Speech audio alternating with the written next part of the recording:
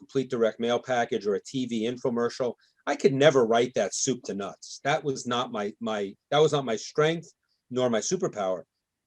My superpower was more in, analyzing the audience and the list.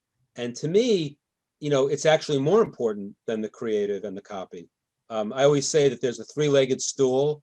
If you read in my book in chapter 4, when I talk about RFM and list selection, I say that there's a three-legged stool in direct marketing. It's list, offer, and creative.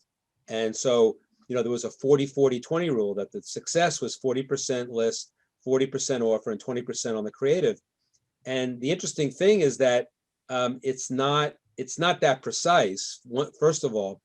And second of all, I've studied all the great copywriters. I mean, my first book was about 6 of the greats of all time.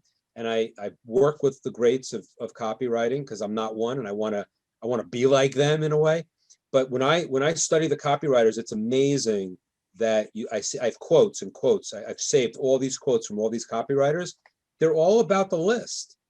It's not about their copy. They say, the classic is Gary Halbert, and he said, it's not the brilliant burger, it's the hungry audience. And Gene Schwartz would say things like, it's not, the copywriter's job is not to create desire. The desire is already in the marketplace. The copywriter's job is to kind of channel it and bring it, into focus. And that's a very important distinction.